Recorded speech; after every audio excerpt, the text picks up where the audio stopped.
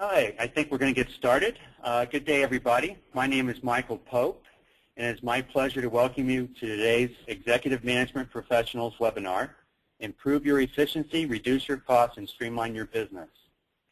I am the Vice Chair of the Executive Management Professionals Group, and I will be moderating this webinar. The EMP Group is charged with leading the strategic, financial leadership of electronic security and monitoring companies. From our inaugural member survey, we have chosen to tackle the following topics in today's webinar: finance, human capital development, and liability and risk. When we looked at the survey results, finance issues were managing cash flow and valuation of accounts. In the human capital development area, it was sourcing quality technical and sales staff, and training and developing new hires and existing staff. And liability and risk is pretty self-explanatory. That's always a problem and a thing to consider. As a business executive, you're not only responsible for servicing your customer base and improving your offerings, you're also responsible for managing your business, from employees to planned growth to costs of doing business. In today's webinar, you'll hear from 3 experts in the field who will address ways you can become more efficient, save money, and help grow your business. They'll discuss how to secure appropriate financing to grow your business, streamline and improve your human resource processes, and ensure that your business has proper liability protection. Today's webinar is being recorded and will be available for viewing this week on the EMP library, which is located on the esaweb.org website. I'd like to first introduce our presenters. The first presenter is Barry Epstein, President of Vertex Capital, represents buyers and sellers throughout the life safety sector. With nearly 20 years of industry experience, he has completed numerous acquisitions in areas that include monitoring, integration, fire, guard, and medical alert. He is a frequent industry speaker on growth through acquisitions, exit strategies, and current state of the acquisition marketplace. He represents buyers ranging from public companies and private equity to super regionals and local buyers.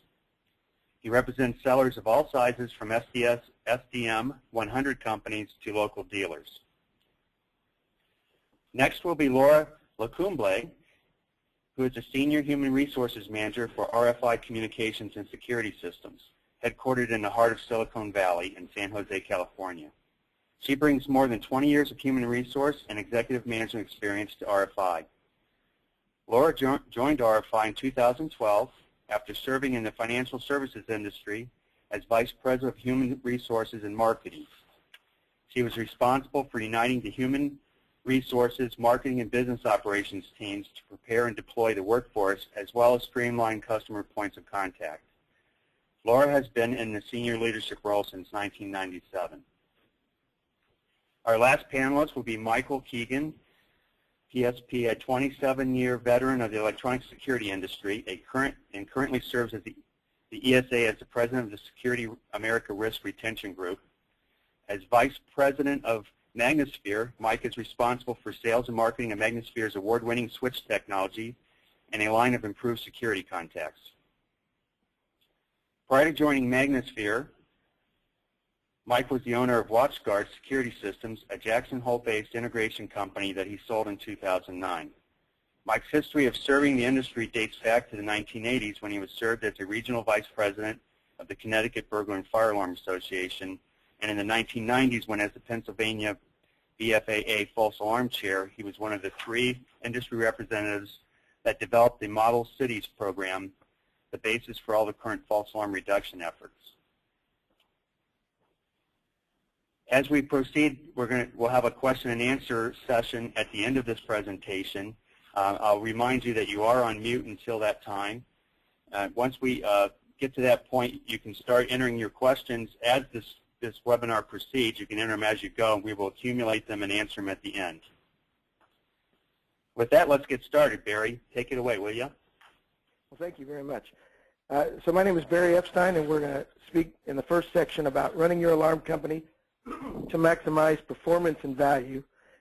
My company, Vertex Capital, as he mentioned, is an investment banking group that specializes in the security industry and in the life safety industry, representing buyers and sellers throughout the life safety industry.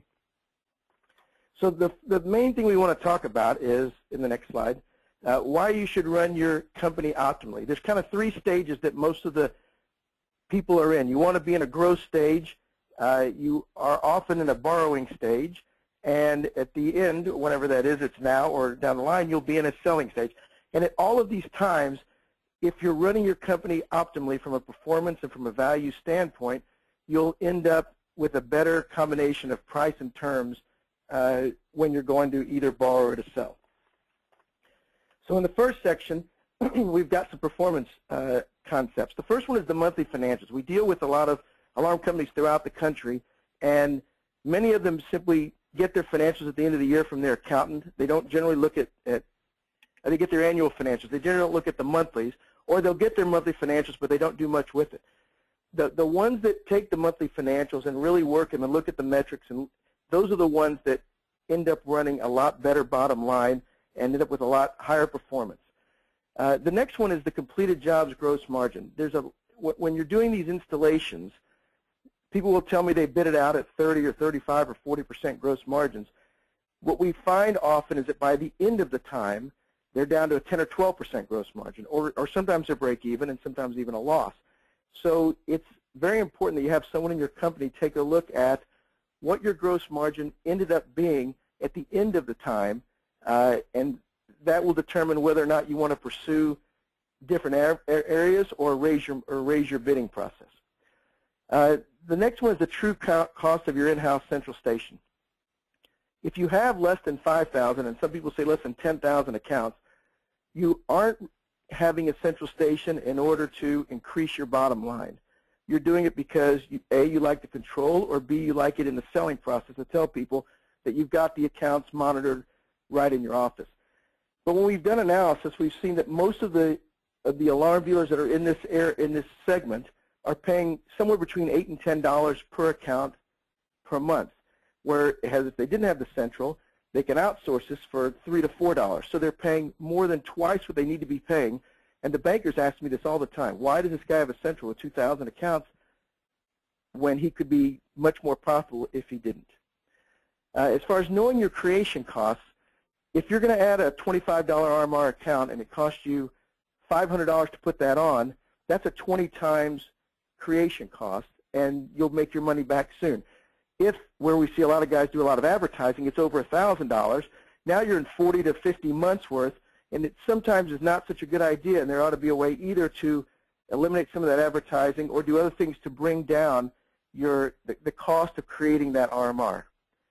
And the last one in the performance area is the attrition calculation. Every banker and every buyer will want to know your attrition calculation before they'll move forward. And if you go to the next slide, the best way to look at it is static pool analysis. And it's a good time to do it because we're at the end of the year. And the static pool analysis simply take the number of accounts you had when you started January 1st this year, let's say it was 1,000, and see how many you lost over the year disregarding anything you added. So if you lost 80 of those accounts, you have an 8% attrition. If you lost 150, you have 15%. The bankers want to know that because they're not going to lend on a high attrition, and the buyers don't want to buy high attriting accounts because they'll never get the return. Most of the people that don't buy or that aren't borrowing or selling don't do this calculation, but it will add significantly to your metrics that you're able to better control your business if you figure out what your attrition is and work to reduce it. Okay, so that's on the next section we look at the value. This is when the companies are valuing either to buy you or the banks want some concept. The first and most important one is the signed contracts. If you don't have signed contracts, there's no industry lender that will lend, and there's no of the 24 buyers we work with, there's not any of the buyers that will buy the accounts. Because the main reason is that the contract can walk away any time. It's not good for you because you're missing the limitation of liability. So one big lawsuit can easily wipe out a company. So you've got to have the signed contracts. If you don't have them on the old ones, get them at renewals. Do anything you can to get these in good shape. On the next one, it's monitoring contracts versus the service contract. The monitoring contract, the buyer will pay full price on, let's say in the 35 to 40 times range, and the lender will lend 20 to 22 times on it. On the service contract, most of them will lend or buy, they'll value them at either 0 or a quarter, or maybe, if they're generous, at half of the price. So what's the best way to resolve this? If you, going forward, put your service, your test inspection, your maintenance, if you put that on the monitoring contract, both the banker and the buyer will value it at full price. With regard to owning your phone lines, again, the buyers need them, and the bankers require them. So if you're on mixed lines, you've got to start moving them over and get those going forward. And finally, on the over 90s, the banks can't lend on them, and the buyers won't buy them. They value them. So if you're selling 2,000 accounts and you've got 100 accounts over 90, they'll put a 0 value on them. You're basically giving them away to them for free. Not to mention, even if you're not buying or borrowing, or selling or borrowing, you want it to be running optimally as a company, and the best way to do that is to work these down. Next slide. So if you're going to get financing or selling, you want to start with an industry lender. They value the recurring revenue. They understand the contract. You don't have to teach them what these are worth. You're going to get a lot farther with an industry lender than if you have to go work on an outside bank. You want to have your financials in order. You need your 2 years financials, your interims, your cash flow analysis. You need these things in order to have the best chance of getting the best combination of price and terms. With regard to the borrowing, the industry lenders will lend you at a multiple of RMR, but they need significant EBITDA or cash flow in order for you to be able to pay back the loan. And if you're selling, they're going to do it on a multiple of RMR, and maybe some balance sheet items they'll pay for. But generally, you want to make that RMR to the greatest it can be, because that's what they're going to pay you for. And the final thing is, you want to create competition. For every client we've ever had, the more we have in the auction process, the better competition they have, the more you get from the bankers and from the buyers with regard to what they'll pay, what they'll loan at, etc. So in summary, here's the next page. Running your company optimally will grant you the greatest advantage if you're simply growing it, or if you're going to borrow, or if you're going to sell in this present stage. And with that, I will turn it over to Laura. Well, thank you, Barry. First of all, I'm delighted to spend some time with you this afternoon or this morning, depending on where you are geographically. And I think it's great to have a human resources topic in the middle of the finance piece, and on the backside with risk mitigation, because all of those initiatives are driven by your human capital and talent management strategies. I hope at the end of the presentation today that you will walk away with some ideas and things that you can implement in your own organization. Next slide. I thought today we'd start out with a brief overview of topics that seem to get a lot of attention when we're at a conference. And I'm often amazed at the enthusiasm that we get when we talk about talent management, onboarding, retention, succession planning, and developing our leaders and culture and engagement. And sometimes when we come back to the office and we want to implement them, we're a little stuck in the weeds on the things that we have to do in the office. There are so many exciting things going on in the industry right now, and I think that spending a little bit of time today will be able to shed some light on some of these topics. I wish we did have more time, but we will get through this and have a good time. So what I'd like to do is talk a little bit about the talent management. Despite unemployment numbers and the slight economic recovery, finding talent is a challenge. It's a challenge for all industries, not just ours. Our desire to hire people that can hit the ground running and make contributions is immediate. One of the things that I'd like to point out here, too, is that your geography can also play a part in where you're finding your talent. Contrary to popular opinion, metropolitan areas have just as much challenge finding talent with the local competition as more rural areas do, with just a limited population to pull from. So if you have multiple locations, this is something you need to be evaluating and not just identifying a one-size-fits-all approach. In our offices, for example, we have one in Southern California where we'll have candidates respond to LinkedIn more thoroughly than we will in our Reno office, where they'll respond more to like a Craigslist type of ad. So you really want to look and see where you're allocating your dollars, but make sure where you're getting those results from. The other thing that I think is a really great way to look at from talent management and finding those people that you need from a sales or a technical skill set standpoint is finding people with compatible skill sets. I know that industry experience is always desirable, but in a market like we have, we're going to have to dig deep and really be able to develop that talent ourselves. So here are some ideas to consider. Could a receptionist from a doctor's office work in your call center? They're familiar with life safety issues and understand that. Could a veteran with technical skill sets be trained to install systems? Could a retail sales associate be trained to sell a system? I don't want you to be fooled into thinking that industry experience is the only option, because you are going to need to be more creative when you're bringing people into your company.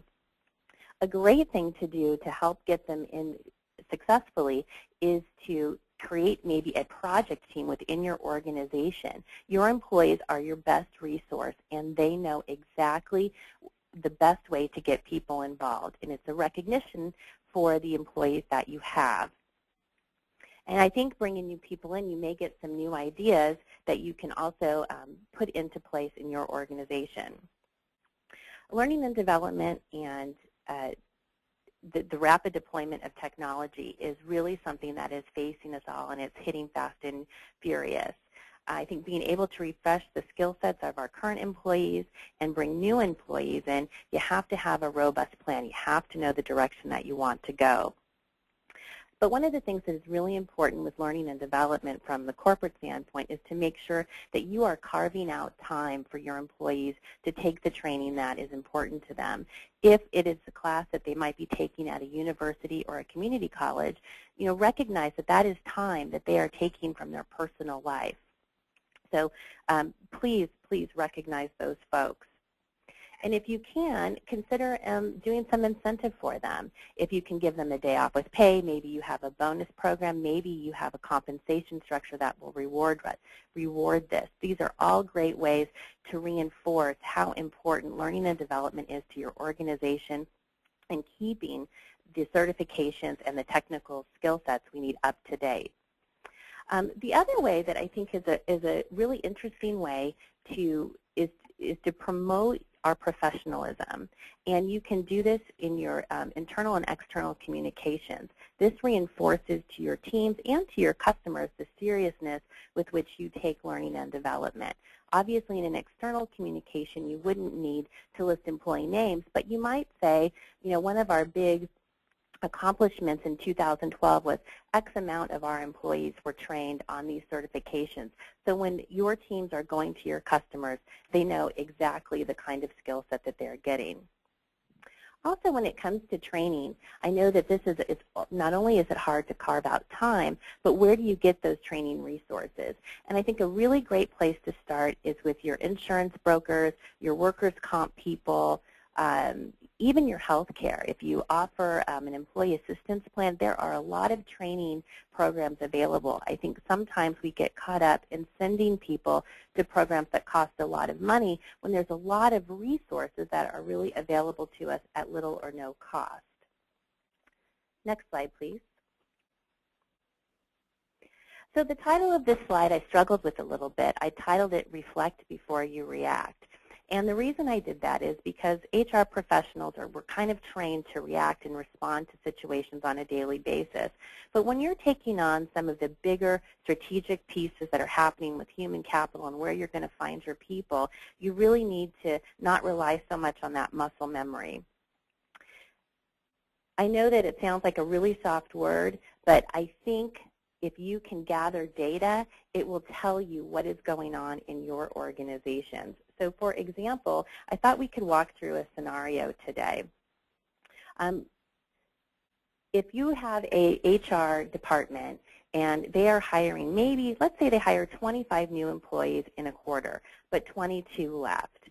Depending on the size of your organization, you could conclude that your new hire process is really great, or you could conclude that 22 people left your organization, and that is your main concern. So the questions that you should be asking yourself, why did those people leave? Were the separations voluntary or involuntary? Is there one department that has more activity in this area than another? And what are the commonalities? And depending on your results, you will go down different paths. But one conclusion is that if you can determine what went wrong with the 22 terminations, we could say that the HR team and the other management involved in hiring and terminating folks could have been focused on productivity on the job sites or other initiatives. So gathering that data is a really good place to say not just what is our turnover, but what can we learn from it and where can we get other data. You know, you can look at your, obviously, sales reports, expense reports, and all of those kinds of things. But, you know, other great places to get information are at the copy machine and the water cooler. So I encourage you to seek out information. If you are looking, too, for something a little bit more formal to come in, and especially on culture and engagement topics, I would encourage you to look at your local universities. Graduate students are always looking for programs and companies to take on for their thesis or capstone projects, and they would be happy to help. So while you may not have a cash outlay, you would probably need to set aside time for your employees to meet with those teams. Next slide, please. I think that one of the most important things in your human capital strategies at the very least is communication. Remember that communication is dyadic. It goes both ways. You need to set expectations with your employees. You need to follow up with them and review results. And you can never invest too much time in communication for yourself and your management team. Most employees genuinely want to know how they're doing, and they want to make you happy, and they want to do a good job. So provide feedback often and seek feedback often. We can go to the next slide. So in summary, wrapping up, I know we've talked about a couple of different things, but what I would say is don't assume a one-size-fits-all approach for recruiting and advertising for your teams. You can look for skill compatibility and draft an onboarding plan using your existing team members. Find new talent sources. Look to other community organizations that might be your Chamber of Commerce, working with your a local high school or adult education. That's always a good place to start. And when you're looking at making some changes internally, look for the information that is available to you, but look deeper than just the numbers. You know, HR is one of those areas where sometimes it's a little hard because you've got to wrap yourself around some of the more subjective subjects. Find ways to incent and recognize training internally and externally, whether you offer a paid time, incentive plans, or compensation. And if you're looking for help with your culture and engagement, employee engagement, look to your universities. So I'm hoping that those are some things that will help you get started on your human capital and talent management. And I think at this time I'm going to turn it over to Michael. Thank you very much, Laura. I will attempt now to take a very complex, boring, but critical component of your business protection into a few short minutes of this presentation. So I'll begin with the first slide, if you would progress there, please. Security America. It's a risk retention group, and that sometimes confuses people, but what a risk retention group is, it's owned collectively by its policy holders. So we're all from the same industry, and the Electronic Security Association is the largest shareholder of SARRG. Our leadership is made up of primarily alarm industry professionals, but we partner with people like Beecher Carlson, one of the top brokers in the country in the risk retention group sector, as well as Johnson Lambert and Marsh Services. So we surround ourselves with some of the leading professionals. And next slide, please. I'll give you a quick overview of what we do as an industry and what some of the requirements should be for your business. General liability. I often hear I've never been sued, I've never had a claim, and I have solid contracts, so why do I need general liability or E&O insurance? Well, unfortunately, the question's not if you'll be sued, it's when you'll be hit with a claim. And general liability, for instance, is a broad policy that covers bodily injury and property damage as a result of an accident. So if your tech drills into a water pipe or crashes through an attic floor into the master bedroom, those types of damages are covered by your general liability policy. Errors and omissions, or commonly referred to as E&O, it's also called professional liability or malpractice. And E&O insurance is needed by any person or any organization that may be seen to provide professional services, which include typically a component of consultation or design, which is what we do as providing salespeople and engineering services. It's not the same as general liability, but complementary, and it must be part of your coverage. The unique consultation aspect of our industry can give rise to legal claims without causing any specific type of damage covered by the general liability, but rather financial losses to a client as a result of a mistake in design or an error in the installation or oversight in the installation.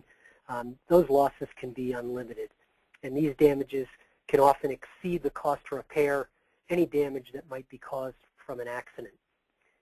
E&O can cover the loss from current or future profits of your client, goodwill, the loss of value to something like their business reputation. All are difficult to measure, and E&O losses tend to involve these types of subjects. Your umbrella policy, as the name suggests, it sits above your existing coverages and increases your limits of liability. However, it's broad, and that can sometimes make it a little more costly, but it provides coverage over and above your commercial auto liability or your employer's liability. So in the event you have a large claim, your umbrella policy would pick up what you exceed in your general liability policy. And this is not the same as your excess policy.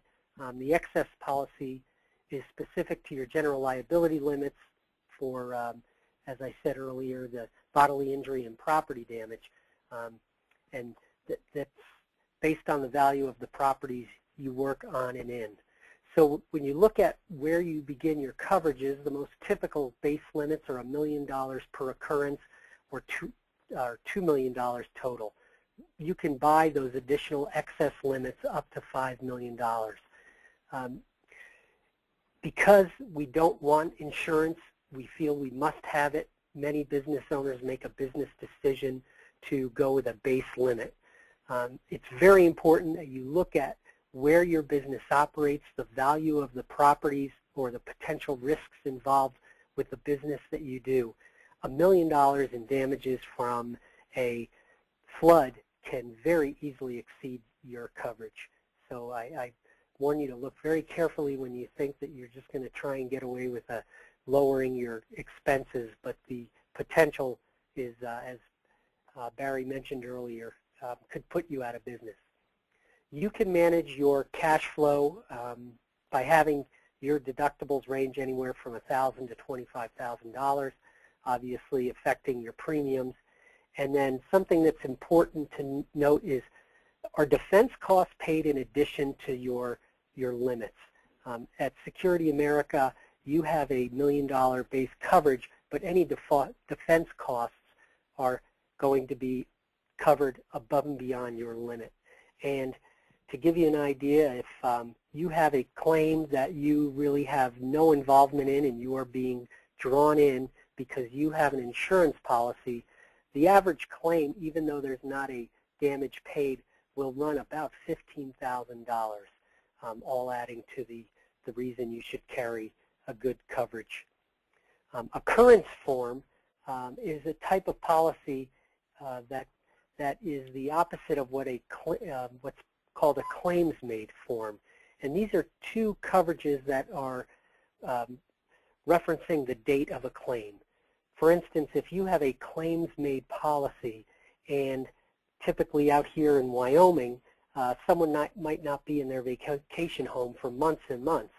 Well, if you have a claims-made policy and your homeowner comes into town next February and realizes, hey, my water pipe broke last year and you didn't make that claim in your policy year, you don't have coverage. So it's very important that as a business owner you look at whether or not you have occurrence form policy or a claims made policy. So next slide, please. So your liabilities. Barry touched on it. We sometimes lose sight that the assets of our business are the contracts and the contract language that we have. So those important clauses in our contracts, third-party indemnification, which is your protection against a claim from a party not being involved in a damage. You know, if someone's staying with one of your clients and they suffer a loss as well as your client, they don't have the ability to come after you for that claim. That is why they have their own insurance. The waiver of subrogation is often referred to as allowing someone to step into your insured's shoes, meaning if you don't have a waiver of subrogation claim in your contract, it would allow the insurance company of your insured to come in and try to recapture some of the losses that they've had to pay because their client filed a claim. Again, a very important part of protecting your company. And limits of liability. Oftentimes, people balk at seeing the $250 limit on our contract or a $500 limit of liability on our contract. That's because no one's better to look at what the value is of their property or their home and base their insurance requirements on that value. And that has nothing to do with the 30 or 40 whatever dollars we're charging per month for monitoring. So we are not their insurance company, so your contract has to clearly state that the services you're providing do not include insurance and that your limits of liability are capped at a specific number. Often overlooked are where these assets, these contracts are stored. If you're reducing your risk, we had a situation recently where the business was assuring us that they had a contract with all these important clauses, but they couldn't put their hands on it. So I recommend that you not only take the contracts and store them all in one place in a fireproof safe, but take the time right now to make sure that they're all digitally scanned and keep a copy off-site. Additionally insured requests. We get them every day, what that means and the risks involved. Additionally insured request means that someone, typically a contractor that you're working with, is asking you to extend your insurance coverage to them. This can be very dangerous because oftentimes the clauses that they're looking for are very broad and they can last well beyond the time that you are on the job site. So with regard to additionally insured requests, we will oftentimes try to limit it to the actions that the contractor or you are involved in, and the coverage only is provided when you are on the premises of the job site. Again, providing the coverage but restricting it to things that you are absolutely involved in and not broadly for the entire site, which would draw you in should there be a problem with a spark caused by a welder. Job site safety, it sounds pretty basic, but we as an industry don't do a very good job of giving our technicians direction on how certain situations should be handled. It reminds me of a time that a technician put a 30-foot ladder up on a pole to service a camera. Well, a pole is round and the ladder rung is flat, and it didn't take long for him to lose his balance and fall and have a job site injury. Make sure you have a policy in place, and Laura, I'm sure, would support having a safety policy. The OSHA website has plenty of recommendations, but to make sure that there is an understanding between you and your technicians. And then one of the other big liabilities to reduce your chance of a claim or a lawsuit is make sure that your central station data and your event code defaults are scrutinized because when you put garbage into the central station, you're putting what could be a very typical type of an alarm response into the realm of potentially causing a claim.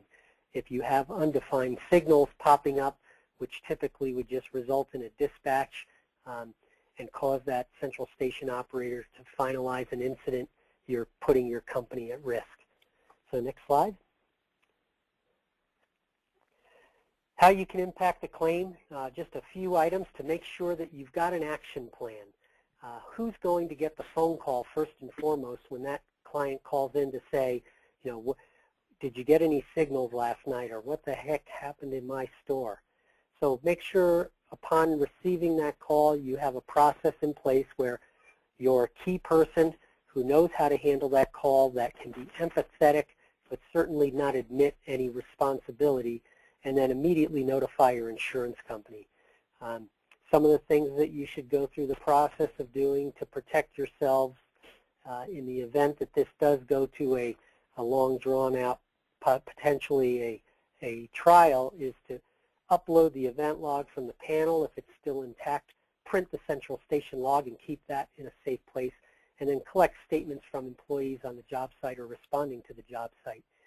And as an owner or a manager, if you do hear that there has been a loss, I strongly urge you to get in your car and to go to the site to make sure they understand that you are their partner in this and not someone that you're trying to hide from what took place.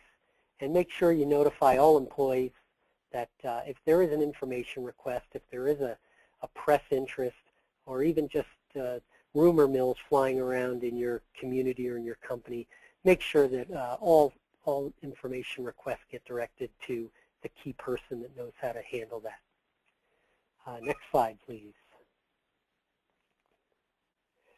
So Security America, it was founded in 2003 by the Electronic Security Association. We wanted to provide stable and affordable insurance to our members. We've got the industry expertise.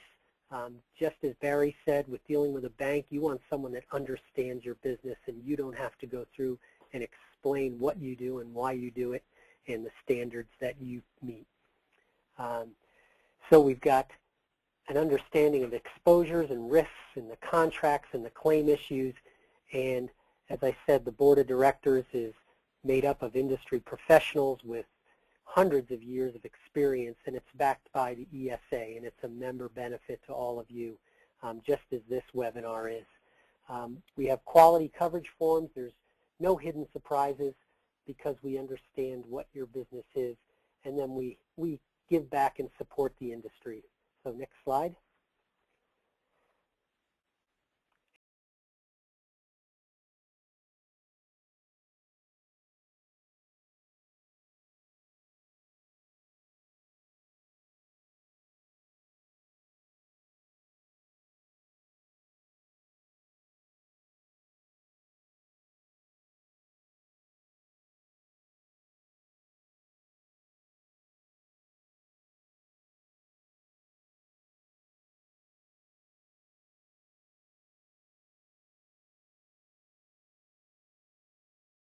Insurance exposures, such as the personal emergency response systems and the risks that provides you.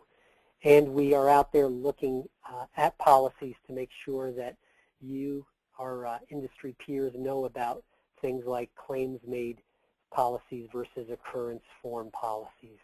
So next slide, please. So that is our contact information. Cheryl Jones is with Beecher Carlson, our broker partner, and that is my name. And at this time, I'd like to thank you all for participating and turn it over to our moderator, Michael Pope. And I thank you again for listening about Security America.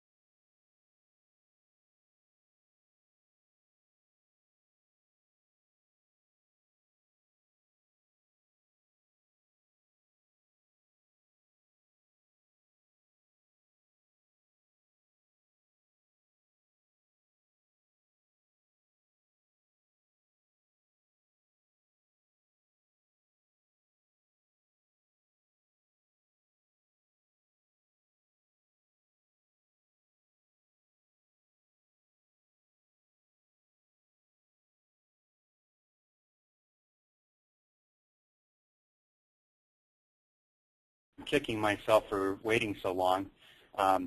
But not only did I get to increase my limits, but I saved over $6,000 on my combined policies. And I worked a lot with Cheryl, and I only gave her about 3 days before my policy lapsed. And I got to tell you, I was really impressed with how hard she worked and the overall professionalism. So it's kind of our policy gang, and it's a good one, so please look at it. I have another question for Mike. Can you explain the waiver of subrogation again? Sure. The waiver of subrogation clause, I guess, is best explained in an example. So, for instance, you've signed a contract with your local store, and they've agreed to all the clauses, one of which would be your limit of liability and the waiver of subrogation. So if there is a terrible flood in that business, you've limited your coverages or your liabilities to $250 or $500. Well, that store owner is going to in turn go to their insurance company and say, I have $50,000 worth of damage. Well, if you don't have a waiver of subrogation with your client, it would allow that client's insurance company to then file suit back against you as the provider of the system to say, you should have detected this flood, or you should have protected against this